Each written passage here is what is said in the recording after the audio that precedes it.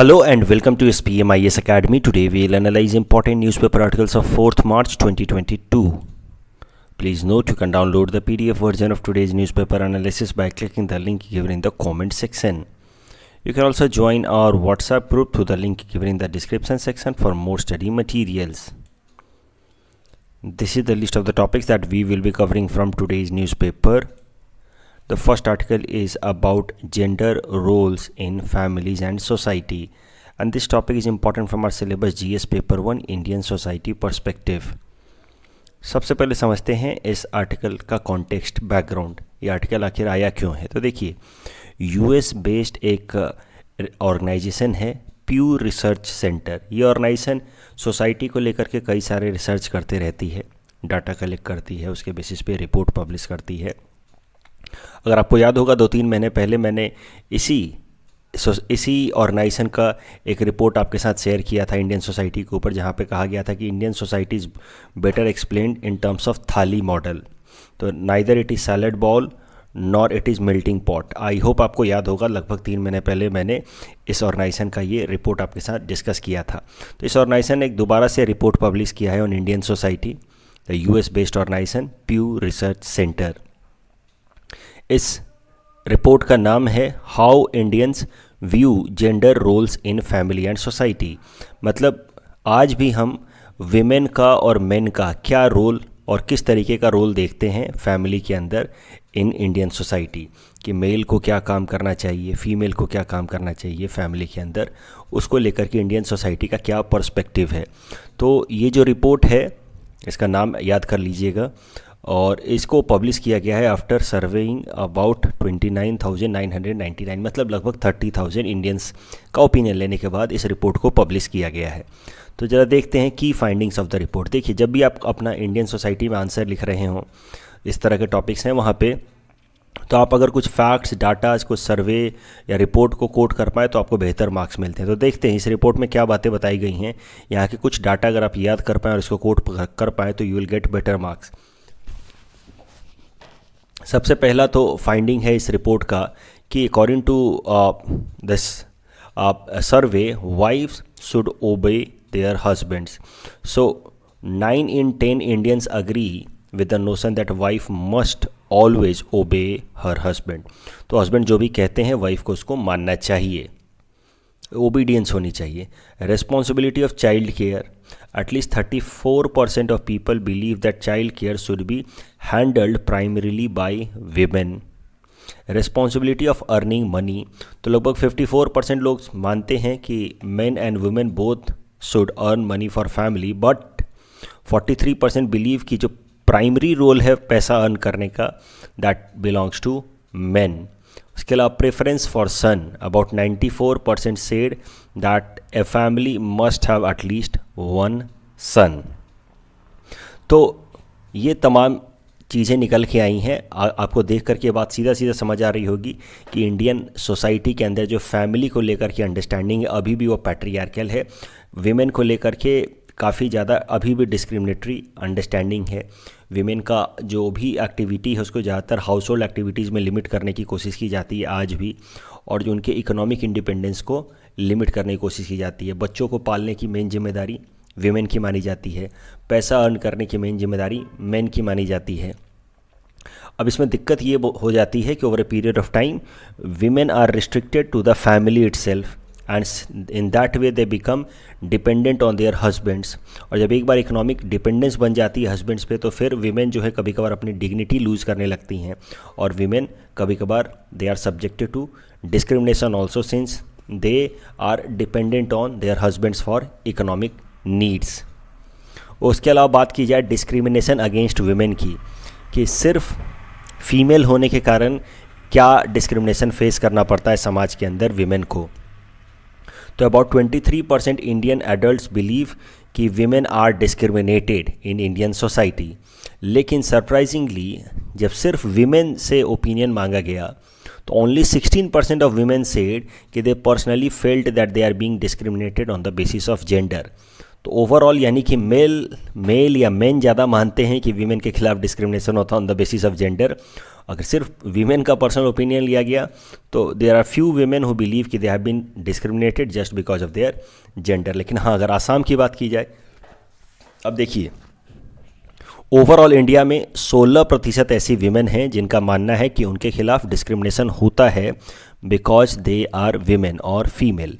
लेकिन अगर बात की जाए आसाम की या जम्मू कश्मीर की, तो यहाँ पे आसाम के अंदर 32% वीमेन का ऐसा मानना है कि they have been discriminated just because of their gender. और आसाम से भी ज़्यादा Jammu and Kashmir, 35% of women believe कि they have been discriminated just because of gender. So women in Jammu and Kashmir and Assam have reported gender discrimination in highest manner. बाकी सारे states में relatively gender based discrimination felt by women are less. तो इस पूरे report से हम क्या conclude कर सकते हैं? Conclusion is quite obvious that even in 21st century Indian families are guided by predominantly patriarchal mindset। आज भी हमारी वही mindset है कि head of the family should be a man, most of the important decisions should be taken by a man, as we saw कि 9 out of 10 men or adults believe कि women should obey their husbands।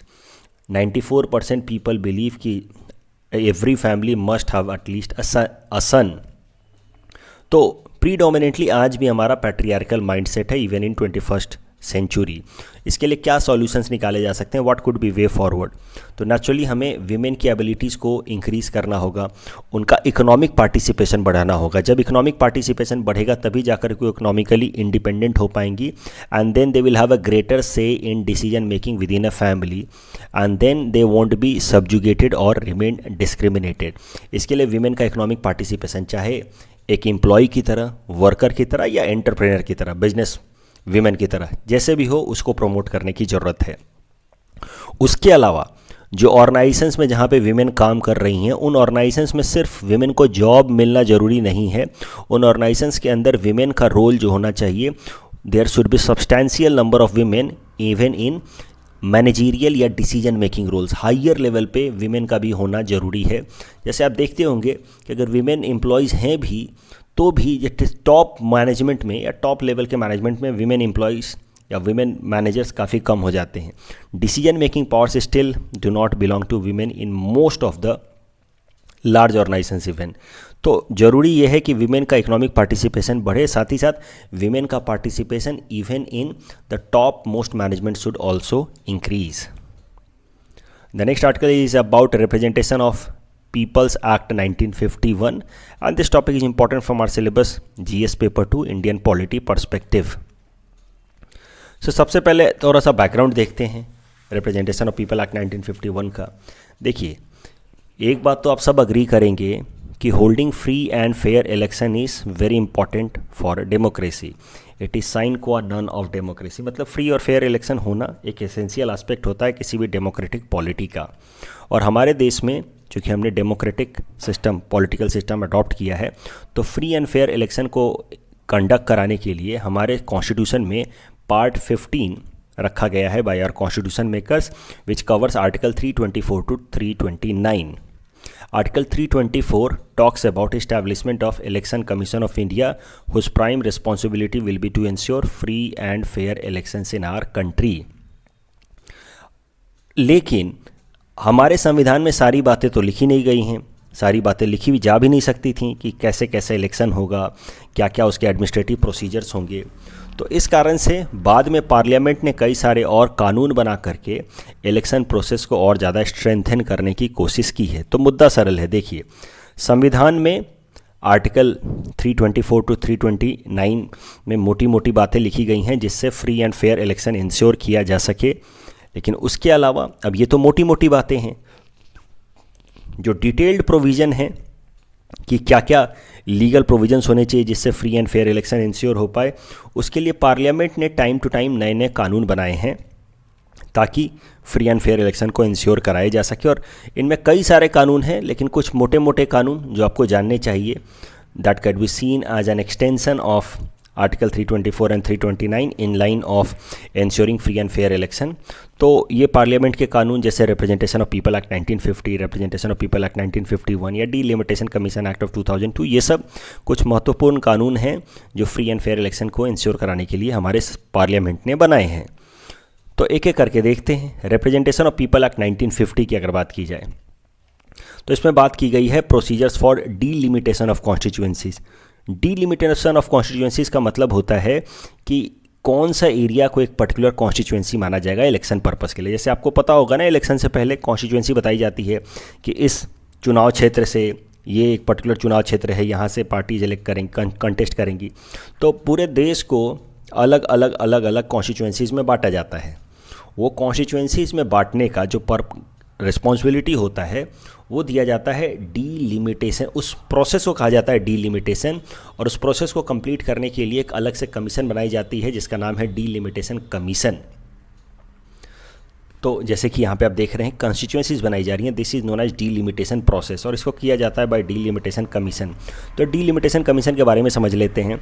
Under article 82 of the constitution parliament कानून बनाता है delimitation act after every census. ध्यान से समझिए, हर 10 साल पे सेंसस होता है हमारे देश में।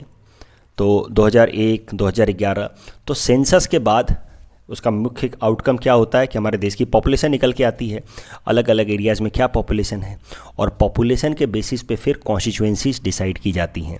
क्योंकि मोटा मोटा नियम रखा जाता है कि 10 लाख पे एक कॉन्स्टिट्यूएंसी हो, 10 लाख पॉपुलेशन पे। तो मैं बात कर रहा हूँ इसकी अपने पार्लियामेंट्री कॉन्स्टिट्यूएंसीज़ की।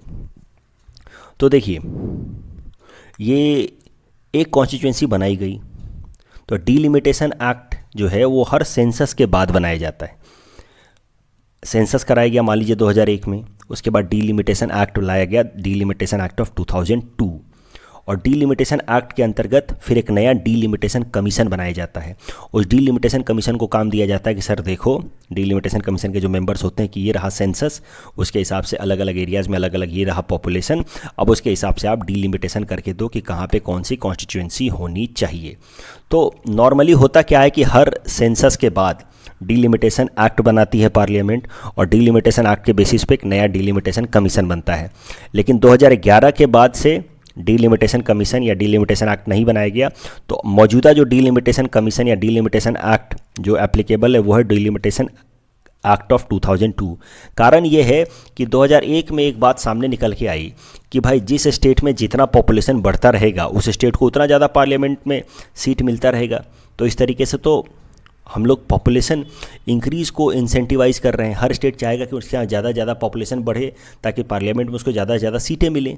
तो इस कारण से जब सेंसस कराया गया 2001 का, उसके बाद डीलिमिटेशन एक्ट बनाया गया 2002 में, तो फैसला लिया गया कि अब के लिए अगले सेंसस के बाद हम लोग डीलिमिटेशन एक्ट नहीं बनाएंगे। तो अगला डीलिमिटेशन एक्ट हो सकता है कि 2021 के बाद आए, लेकिन अभी तक तो 2002 का ही डीलिमिटेशन एक्ट के बेसिस पे हमारा ये कॉन्स्टिट्यूएंसी डिसाइड होता है। तो I hope this idea is clear. मैं फिर से बता रहा हूँ, कॉन्स्टिट्यूशन में मोटी मोटी बातें लिखी गई हैं। पार्लियामेंट ने फिर कानून बनाए हैं इलेक्शन कराने के लिए। पहला कानून रिप्रेजेंटेशन ऑफ पीपल एक्ट 1950, जिसमें बात की गई डीलिमिटेशन की। फिर डीलिमिटेशन के लिए अलग से प्रोविज़न बना दिया गया। उसमें कहा गया कि हर सेंसस के बाद एक डीलिमिटेशन एक्ट बनेगा, डीलिमिटेशन कमीशन बनेगा जो कॉन्स्टिट्यूएंसीज डिसाइड करेंगी। लेकिन 2011 के बाद से डीलिमिटेशन एक्ट नहीं बना है। अभी तक जो डीलिमिटेशन एक्ट एप्लीकेबल है वो है डीलिमिटेशन एक्ट ऑफ 2002। उसके अलावा जो रिप्रेजेंटेशन ऑफ पीपल एक्ट 1950 में और भी बातें की गई हैं। Allocation of seats in the house of people and in legislative assembly and legislative council of states. तो अलग अलग स्टेट्स को कितनी सीटें होंगी लोकसभा में, राज्यसभा में, उस पर बात की गई है रिप्रेजेंटेशन ऑफ पीपल एक्ट में। उसके अलावा it also lays procedure for preparation of electoral rolls, कि कैसे इलेक्टोरल रोल्स, वो जो वोटर ID कार्ड्स वो सब कैसे बनेंगे। It also lays procedures for qualification of voters. फिर उसके एक साल बाद ही एक अगला रिप्रेजेंटेशन ऑफ पीपल एक्ट लाया गया, रिप्रेजेंटेशन ऑफ पीपल एक्ट 1951। इसमें और भी कई सारे एडमिनिस्ट्रेटिव डिटेल्स पे चर्चा की गई कि इलेक्शन कैसे कराया जाएगा, कौन होगा चीफ इलेक्टोरल ऑफिसर, कैसे अलग अलग स्टेट्स में अलग अलग कॉन्स्टिट्यूंसीज में इलेक्शंस होंगी. So it talks about administrative machineries. It deals with the registration of political parties, कौन होंगी नेशनल पार्टीज़, कौन होंगी स्टेट पार्टीज़, क्या उनके क्राइटेरियाज होंगे. It specifies the qualification and disqualification of members of the house. तो देखिए, वैसे तो हमारे कॉन्स्टिट्यूशन में ही मोटे मोटे क्वालिफिकेशन और डिसक्वालिफिकेशन दिए हुए हैं, उसके ऊपर और सारे क्वालिफिकेशन और डिसक्वालिफिकेशन इस रिप्रेजेंटेशन ऑफ पीपल एक्ट 1951 की मदद से ऐड किया गया है. सो हमारे संविधान में लिखा था क्या कि these are certain qualifications. For example age 25 होना चाहिए, सिटीजन ऑफ इंडिया होना चाहिए लोकसभा के लिए. और उसमें एक बात और लिखी गई थी कि फर्दर क्वालिफिकेशन और disqualification can be added by the parliament with a due law. और वही किया फिर हमारे पार्लियामेंट ने, ये कानून बना करके कुछ और क्वालिफिकेशन और डिसक्वालिफिकेशन ऐड कर दिए. उनमें से एक डिसक्वालिफिकेशन ऐड किया है कर्ब ऑफ करप्ट प्रैक्टिसेस. तो अगर कुछ भी करप्ट प्रैक्टिसेस आप करते हुए पाए जाते हैं इलेक्शन से पहले, तो आपको डिस्क्वालीफाई किया जा सकता है. ये डिस्क्वालिफिकेशन संविधान में नहीं लिखा है, ये डिस्क्वालिफिकेशन लिखा है रिप्रेजेंटेशन ऑफ पीपल एक्ट 1951 में. उसके अलावा ये भी लिखा है, there are according to representation of people act 1951 a procedure has been laid down for settling of doubts and dispute regarding election. तो मान लीजिए इलेक्शन को लेकर के कोई डिस्प्यूट हो जाता है कि ये इलेक्शन ठीक से नहीं कराया गया, इसमें ये प्रोसीजर्स ये वायलेट किए गए हैं, तो उस प्रोविजंस को भी लेकर के डिटेल में डील करता है रिप्रेजेंटेशन ऑफ पीपल एक्ट 1951. अब जरा इस मुद्दे पे बात करते हैं. ये जो मुद्दा है कि representation of people act 1951 it talks about provisions to curb corrupt practices. तो इसमें लिखा गया है कि कौन कौन सी एक्टिविटीज़ करप्ट मानी जाएंगी इलेक्शन को लेकर के और उसको कैसे रोका जाना है. तो representation of people act 1951 talks about provisions to curb corrupt practices, और इसके लिए रिप्रेजेंटेशन ऑफ पीपल एक्ट 1951 के अंदर है section 123 sub clause 1B which talks about dealing with corrupt practices and bribery during election. कि भाई कौन कौन सी एक्टिविटी जो है वो घूसखोरी मानी जाएगी. मान लीजिए कि कोई कैंडिडेट जो है वो लोगों को रुपए बांटना शुरू कर देता है कि भाई मुझे वोट दे देना, तो वो कैंडिडेट को माना जाएगा कि has been engaged in bribery and corrupt practices under section 123 of representation of people act and that candidate will be disqualified. तो ये है मतलब representation of people act section 123. अब करंट न्यूज़ क्या है, क्यों रिप्रेजेंटेशन ऑफ पीपल एक्ट 1951 हम discuss कर रहे हैं.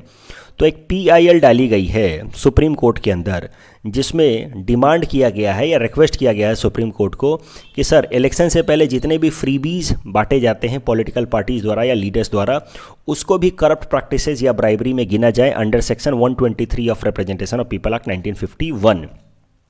फ्रीबीज का मतलब होता है, मान लीजिए आप सुनते होंगे कि इलेक्शन से पहले इस पार्टी ने अनाउंस किया कि लोगों को टीवी देंगे. अभी तमिलनाडु के अंदर तो एक लोकल इलेक्शन में एक कैंडिडेट ने हर घर में मछली बंटवाया. ठीक है, तो इन सब को कहा जाएगा फ्रीबीज. तो जो भी इस तरह के अभी करप्ट प्रैक्टिसेस में कैश बांटना मना है, आप नोट नहीं बांट सकते कैंडिडेट्स को, वो ऑलरेडी आइडेंटिफाइड है by election commission of India. लेकिन आज भी कैंडिडेट आप नोट नहीं बांट सकते वोटर्स को, लेकिन आज भी कैंडिडेट्स क्या करते हैं, वो कोई मछली बांट रहा है, कोई टीवी बांट रहा है, कोई साइकिल बांट रहा है.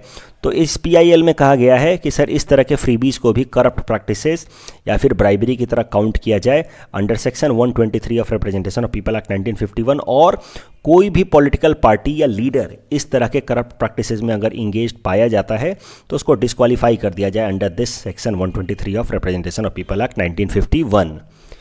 इस टॉपिक के बेसिस पे ये प्रीलिम्स प्रैक्टिस क्वेश्चन हमने आपको दे रखा है. This question came in UPSC prelims 2017. अब यहाँ पे मैंने हिंट्स दे रखा है, अब सवाल भी देख लीजिए, मैं थोड़ा बता देता हूँ आपको. Right to vote fundamental right है या लीगल राइट है, नेचुरल राइट है. अब देखिए, राइट टू वोट हमारे कॉन्स्टिट्यूशन में भी लिखा है अंडर आर्टिकल 326. उसके अलावा रिप्रेजेंटेशन ऑफ पीपल एक्ट 1951 में भी लिखा है. तो इस तरीके से तो ये फंडामेंटल राइट भी हो जाता है, लीगल राइट भी हो जाता है. तो अब यहाँ लेकर के कन्फ्यूजन उठ गया कि भाई क्या है ये. फिर आप इसको ऐसे रिजॉल्व कर सकते हैं कि since it has been written in constitution and constitution is higher law, so legal right से बड़ा होता है fundamental right, so one should mark fundamental rights. And this is how this dispute was settled. तो ऐसा नहीं है कि controversial सवाल सिर्फ APSC देता है, कभी कभार UPSC भी दे देता है और उसको फिर रिजॉल्व किया जाता है थ्रू सम जनरल अंडरस्टैंडिंग या कॉमन सेंस. तो इसका जवाब फिर फंडामेंटल राइट निकल के आया. वैसे आप देखें टेक्निकली तो कानून है रिप्रेजेंटेशन ऑफ पीपल एक्ट, उसके हिसाब से भी राइट टू वोट की बातचीत की गई है और आर्टिकल 326 में भी राइट टू वोट की बात की गई है। तो it becomes, I am so sorry, fundamental right तो नहीं, चूँकि आर्टिकल 326 में है ना, तो फंडामेंटल नहीं होगा ना, it becomes a constitutional right also and legal right also, क्योंकि फंडामेंटल राइट तो पार्ट 3 में मिलता है, राइट, आर्टिकल 14 से लेकर के आर्टिकल 35 तक। तो it could be technically constitutional right also, legal right also, but since constitution is bigger and constitutional laws are bigger than general statutes, so this is how the correct answer should be option C। तो ये मैंने discuss कर दिया ताकि आपको कोई confusion ना रहे, और इस तरह के अगर सवाल सामने कभी आपके आ जाए पीटी में तो आप उसको रिजॉल्व कर पाएँ।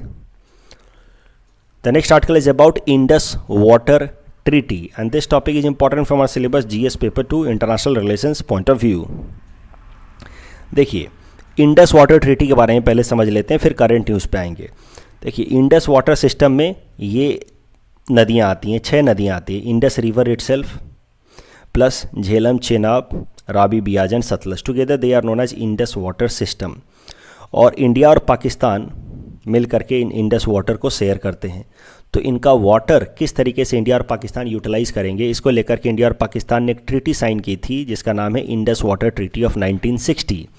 इस ट्रीटी के हिसाब से ये जो 3 नदियां हैं साउथ की, Ravi, Beas and Sutlej, they were allocated to India for exclusive use, यानी कि 3 नदियां रावी, बियाज और सतलज पूरी तरह से इंडिया इनका इस्तेमाल करेगा, जबकि ये जो वेस्टर्न रिवर्स हैं इंडस, झेलम एंड चेनाब, ये पाकिस्तान को दिए गए थे, लेकिन इसमें कंडीशन दिया गया कि इसका 20% वाटर, इंडस, झेलम और चेनाब का 20% वाटर इंडिया इस्तेमाल कर सकता है for purpose like irrigation, power generation and transport. अब यही कंट्रोवर्शियल बात हो गई है। इंडिया जब भी कुछ भी इस्तेमाल करता है इन नदियों का, इंडस, झेलम और चेनाब के पानी का, तो कुछ भी इस्तेमाल करता है तो पाकिस्तान ऑब्जेक्शन खड़े कर देता है कि नहीं, आप लोग ये 20% से ज़्यादा उसका इस्तेमाल कर रहे हैं। This is has become a controversial point और you may say sticking point as far as implementation of Indus water treaty is concern. उसके अलावा देखिए कि इंडस कमीशन बनाया गया है। देखिए, ये जो इंडस वाटर ट्रीटी साइन की गई थी, ये साइन कराया गया था by overall brokering by World Bank. तो वर्ल्ड बैंक ने मीडिएट किया था इंडिया पाकिस्तान के बीच में कि भाई ये एग्रीमेंट साइन कर लो। 1960 में साइन किया गया हमारे प्रधानमंत्री जवाहरलाल नेहरू और पाकिस्तान के प्रेसिडेंट अयूब खान के बीच में। तो उसके बाद से एक इंडस कमीशन भी बनाया गया है। इस कमीशन का काम है कि फ्यूचर में अगर कोई भी डिस्प्यूट अराइज हो जाए, कोई भी डिस्प्यूट अगर अराइज हो जाए इंडिया और पाकिस्तान के बीच में regarding distribution of Indus water system, तो उस डिस्प्यूट को रिजॉल्व करेगा ये इंडस कमीशन। अब एक और इंपॉर्टेंट प्रोविजन आप देख लीजिए, एक यूपीएससी में सवाल आया था इससे रिलेटेड, उसको सॉल्व करने में मदद मिलेगी। Article 12 of Indus water treaty कहता है कि the provision of this treaty shall continue in force until terminated bye a duly ratified treaty concluded for the purpose between the two governments. मतलब इस ट्रीटी के प्रोविजंस कोई भी देश अकेले या यूनिलैटरली नहीं बदल सकता। दूसरे शब्दों में कहें तो कोई भी देश इस ट्रीटी से अकेले यूनिलैटरली बाहर नहीं आ सकता as per article 12 of Indus water treaty. तो हमने बार बार कहा जरूर है कि हम इंडस वाटर ट्रीटी को ख़त्म कर देंगे। उरी अटैक के बाद हमारे प्रधानमंत्री जी ने कुछ कहा जरूर है, थ्रेटन जरूर किया था पाकिस्तान को, लेकिन अगर इस ट्रीटी के पॉइंट ऑफ व्यू से देखा जाए तो इंडिया ऐसा नहीं कर सकता, क्योंकि इस ट्रीटी में हमने कमिट किया है कि यूनिलैटरली कोई भी देश इस ट्रीटी को चेंज नहीं करेगा। अब जैसा कि मैंने आपको बताया कि 20% वाला जो प्रोविज़न है उसको जब भी हम यूटिलाइज़ करने जाते हैं तो पाकिस्तान उस पर ऑब्जेक्शन खड़े कर देता है। फॉर एग्जांपल, वैसे तो कई सारे डिस्प्यूट हैं, लेकिन 2 major dispute, Kishan Ganga project को लेकर के पाकिस्तान ने डिस्प्यूट रेज कर दिया, या चेनाब के ऊपर हमने रातले प्रोजेक्ट लगाया, उस पर भी पाकिस्तान ने ऑब्जेक्शन खड़ा कर दिया। ये देखिए किशन गंगा नदी। अब किशन गंगा नदी जो है दैट इज़, उसको हम लोग नीलम रिवर भी कहते हैं, and this Neelam is tributary of Jhelum. तो ये है किशन गंगा, ठीक है, और ये झेलम की ट्रिब्यूटरी है। इस पे हमने एक रन और रिवर प्रोजेक्ट लगाया था। रन ऑफ रिवर प्रोजेक्ट में कैसा होता है कि पानी, जैसे नदी का पानी है, उसमें से थोड़ा सा पानी को डाइवर्ट किया गया और उससे फिर टरबाइन चला करके इलेक्ट्रिसिटी प्रोड्यूस की गई और वापस से पानी जा करके मिला दिया गया मेन रिवर में। इसको हम लोग कहते हैं रन ऑफ रिवर प्रोजेक्ट। तो पानी तो हमने थोड़ा भी नहीं लिया पाकिस्तान से इस किशन गंगा प्रोजेक्ट में, लेकिन पाकिस्तान का कहना है कि आपने रन ऑफ रिवर प्रोजेक्ट को चला करके इस इंडस झेलम वाटर का काइनेटिक एनर्जी को कम कर दिया, and this is how you have violated the Indus water treaty. तो पाकिस्तान कोई ना कोई बहाना लेकर के हमारे किसी न सारे प्रोजेक्ट्स को जो भी हम लोग इंडस झेलम चेनाब नदियों पे लाते हैं उस पर ऑब्जेक्शन खड़ा कर ही देता है। उसके अलावा बात की जाए, दूसरा ऑब्जेक्शन खड़ा किया पाकिस्तान ने चेनाब रिवर के ऊपर, जो हम लोग रातले प्रोजेक्ट लगा रहे थे, उसको लेकर के भी पाकिस्तान ने ऑब्जेक्शन खड़ा कर दिया कि ये जो आपका रातले प्रोजेक्ट है चेनाब नदी के ऊपर, ये इंडस वाटर ट्रीटी के नॉर्म्स को, कि आप बस 20% वाटर ही इस्तेमाल करेंगे इंडस, झेलम और चेनाब का, उसको ब्रीच करता है। अब करंट न्यूज़ ये है, जैसा कि मैंने आपको बताया कि एक इंडस कमीशन है इंडस वाटर ट्रीटी को इम्प्लीमेंट कराने के लिए। उसमें साल में एक बार मीटिंग होती है इंडियन रिप्रेजेंटेटिव्स और पाकिस्तानी रिप्रेजेंटेटिव्स की, और यही हुआ है। India and Pakistan have discussed exchange of hydrological data at a meeting of permanent Indus commission during which Indian side said that all its projects are compliant with the provision of Indus water treaty. तो एक छोटा सा news था, लेकिन फिर भी मैंने सोचा कि एक बार इंडस वाटर ट्रीटी आपको पूरा रिवाइज करा दिया जाए, इसलिए मैंने ये टॉपिक कवर किया है। इस टॉपिक के बेसिस पे प्रीलिम्स प्रैक्टिस क्वेश्चन हमने आपको दे रखा है। Please attempt this question and you can submit the answer in the comment section. The next article is about Russia's bond degraded to junk grade, and this topic is important from our syllabus paper 3 Indian economy point of view. तो इस article को समझने के लिए पहले हम लोग concept of credit rating या सोवरेन रेटिंग का कॉन्सेप्ट समझते हैं। तो देखिए, जैसे आप देखते होंगे कि policybazaar.com पे कपिल शर्मा का ऐड आता है ना, कि policybazaar.com पे जाएं और अपना स्कोर चेक करें और उसके बेसिस पे देखें कि क्या आपको लोन मिल सकता है कि नहीं मिल सकता है। तो आप अपना स्कोर देखते हैं ऑन द बेसिस ऑफ आपकी सैलरी, इनकम, पास्ट जो लोन आपने लिया है उसका ट्रैक रिकॉर्ड कैसा है, उस पर आपने टाइमली इंटरेस्ट पे किया है कि नहीं किया, उसके बेसिस पे आपका क्रेडिट स्कोर निकलता है, और उसके बेसिस पे आपको फ्यूचर में लोन मिलता है, और उसका इंटरेस्ट रेट भी डिसाइड होता है। अगर आपका क्रेडिट स्कोर अच्छा है तो इंटरेस्ट रेट कम देना होगा और आपको आराम से लोन भी मिल जाएगा। तो ठीक वैसे ही इंटरनेशनल लेवल पे अलग अलग कंपनियों के लिए और अलग अलग देश की सरकारों के लिए एक क्रेडिट रेटिंग का कॉन्सेप्ट है, कॉन्सेप्ट ऑफ रेटिंग, जो दुनिया के 3 मेजर एजेंसीज हैं, स्टैंडर्ड एंड पुअर, फिच या मूडी, ये रेटिंग पब्लिश करती हैं। तो 2 लोगों के लिए, कॉरपोरेट्स के लिए और सरकारों के लिए, कॉरपोरेट्स के लिए कॉरपोरेट रेटिंग कहा जाता है इसको, और सरकारों के लिए इसको कहा जाता है सोवरेन क्रेडिट रेटिंग। तो उनके लिए ये रेटिंग पब्लिश होती है। तो जैसे सरकारों को अगर लोन लेना होगा फॉरेन मार्केट से, तो उनके लिए उनका स्कोर इस पे डिसाइड होगा, और स्कोर के बेसिस पे डिसाइड होगा कि उनको लोन मिलेगा कि नहीं मिलेगा, और लोन मिलेगा भी तो किस इंटरेस्ट पे मिलेगा। तो देख लीजिए, मान लीजिए कि कोई कंपनी, उसकी रेटिंग ये टॉप की रेटिंग है, फिच का टॉप रेटिंग ये है, मूडी का ऐसा है। टॉप की रेटिंग मतलब उसको आराम से लोन मिल जाएगा इंटरनेशनल मार्केट में, और सस्ते दामों पे लोन मिल जाएगा। और कोई भी देश, मान लीजिए कि इंडिया, उसकी रेटिंग ये है, तो उसको आराम से लोन मिल जाएगा और सस्ते दामों पे लोन मिल जाएगा। एक नियम और है, ज़रा ध्यान से समझिए। मान लीजिए कि कोई देश है इंडिया, जिसकी रेटिंग है ये, इंडिया की रेटिंग है ये, तो इंडिया के जितने कॉरपोरेट्स होंगे उनकी रेटिंग भी या तो मैक्सिमम ये हो सकती है, नहीं तो उससे नीचे होगी, लेकिन ऊपर नहीं हो सकती। मुद्दा ये है कि if rating of a country is low, then the government of that country will have to pay more interest to borrow from international market. तो जो मान लीजिए कि कोई भी देश की रेटिंग अगर ये है, तो उस देश की कंपनियों की रेटिंग उससे नीचे ही होगी, लेकिन उससे ऊपर नहीं हो सकती। अब जरा और ध्यान से समझिए, एक लेवल के बाद रेटिंग, जैसे कैसे आपका एग्ज़ाम होता है तो ग्रेडिंग होते हैं, grade A B C D, D वाले को फेल कहा जाता है कि भाई ये फेल हो गया है, पास नहीं हो माना जाएगा उसको। ठीक वैसे ही ये अलग अलग रेटिंग्स हैं। एक लेवल के बाद जो रेटिंग्स होते हैं उसको हम लोग कहते हैं जंक बॉन्ड्स, यानी कि अगर आपकी रेटिंग इसके नीचे चली गई, ये इससे नीचे चली गई, तो आपके बॉन्ड्स जंक बॉन्ड्स कहे जाएंगे। मतलब आपके बॉन्ड्स कोई भी इंटरनेशनल मार्केट में खरीदेगा नहीं, चाहे आप कितना भी हाई इंटरेस्ट रेट ऑफर कर दें। जैसे आपकी अगर क्रेडिट स्कोर एक लिमिट से ज़्यादा खराब हो जाए तो आपको कोई लोन नहीं देगा। ठीक वैसे ही अगर आपकी किसी देश की या कॉरपोरेट की क्रेडिट रेटिंग इस रेड लाइन से नीचे चली जाती है, तो उस देश की या उस कॉरपोरेट के बॉन्ड्स को कहा जाएगा जंक बॉन्ड्स, कचरा bonds. That means no one is going to buy that, means this country is not performing good, its economic status is not good, yeah, its corporate economic status is not good, and that is why no one is going to buy that. Even if you offer high interest rate, no one is going to buy that. और यही हुआ है अब रसिया के साथ। रसिया के ऊपर तमाम सैंक्शंस लगाए गए हैं। कुछ दिनों पहले मैं बता रहा था स्विफ्ट बैन लगा दिया गया। तो रसिया ने जो यूक्रेन पर अटैक किया है उस कारण से उसके ऊपर कई सारे सैंक्शंस लगाए गए हैं, और सैंक्शन के बाद हुआ क्या है कि रसिया के रेटिंग्स ख़राब हुई हैं, और रेटिंग्स खराब होकर के रसिया नीचे चला गया है, इस रेड लाइन से नीचे चला गया। नाउ यू कैन सी कि Russia has been downgraded to junk ratings after western sanctions, मतलब रसिया की रैंकिंग कुछ इधर आ गई है।